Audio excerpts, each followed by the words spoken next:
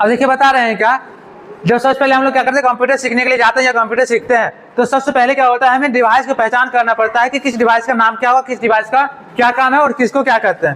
ठीक है, तो अब क्या है कि जो कभी भी कोई सिस्टम को यूज करते हैं कंप्यूटर, सबसे पहले क्या है, कंप्यूटर दो प्रकार का हम लोग यूज करते हैं। क्या होता है, एक होता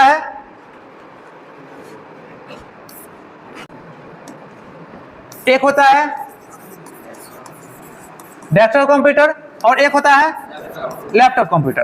तो ये कंप्यूटर क्या है, डेस्कटॉप कंप्यूटर है। अब डेस्कटॉप कंप्यूटर में क्या होता है कि जो मॉनिटर, ठीक है, ये हो जाता है मॉनिटर, ये हो जाता है सीपीयू, ये हो जाता है और ये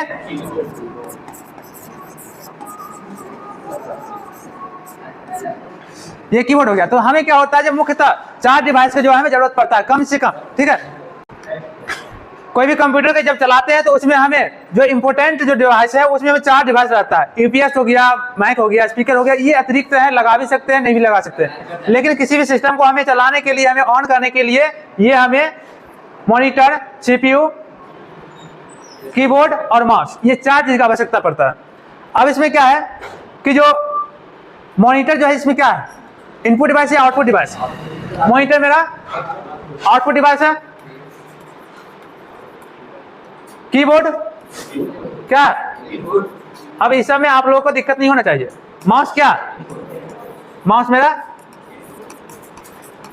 इनपुट डिवाइस। ठीक है, सीपीयू तो प्रोसेसर है, इसमें इसके अंदर बहुत सारे रहता है, मदरबोर्ड ये सब आ जाता है, पार्ट से आ जाता है, इसमें पार्ट में आ जाएगा, हार्डवेयर में आ जाएगा ये।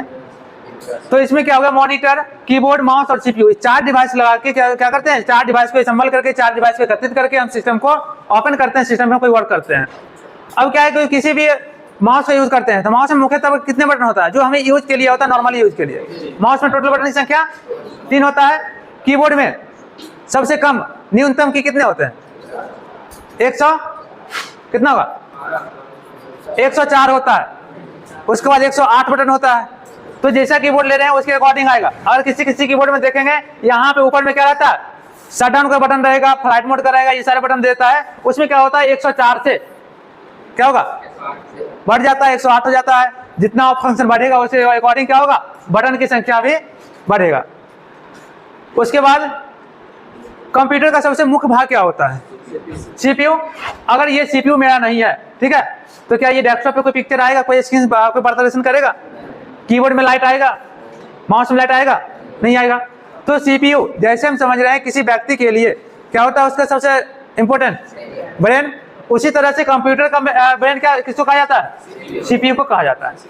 अगर सीपीयू में कोई प्रॉब्लम आ गई तो क्या होगा, मेरा सिस्टम ऑन नहीं होगा, सिस्टम में लाइन जाएगा लेकिन क्या होगा, सिस्टम ऑन नहीं होगा। तो सिस्टम अब क्या है कि सीपीयू में कौन कौन से पार्ट्स लगे रहते हैं। सिस्टम में क्या होता है, मदरबोर्ड,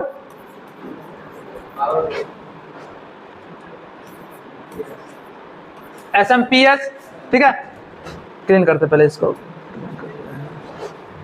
इसमें जो है पहले क्या रहता है, मदरबोर्ड, उसके बाद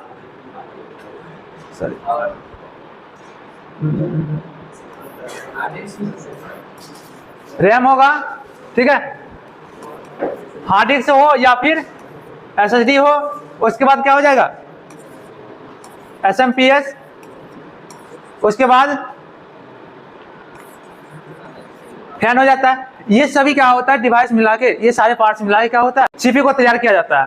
अब क्या है कि जब हम सिस्टम को यूज करते हैं तो उसमें क्या देखते होंगे कि जो किसी अगर डेस्कटॉप पे यूज करते हैं तो डेस्कटॉप के लिए क्या किया जाता है, डेस्कटॉप में हमें एक पावर बोर्ड रहता है, ठीक है, एक पावर बोर्ड रहता है और उसमें 2 सर्किट लगाया रहता है, ठीक रहता है।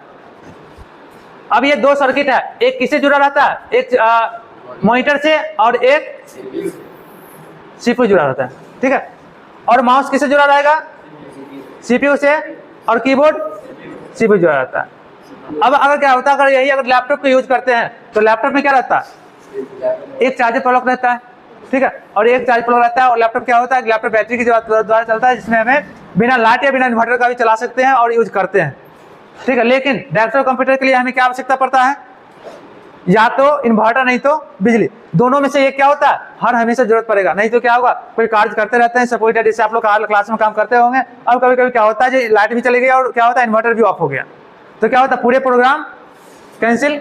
और जो भी कार्य करते हैं आप लोग ध्यान दीजिएगा, पिछले क्लास में भी आप लोगों को बताए हुए थे रैम और रोम, ये क्या होता है।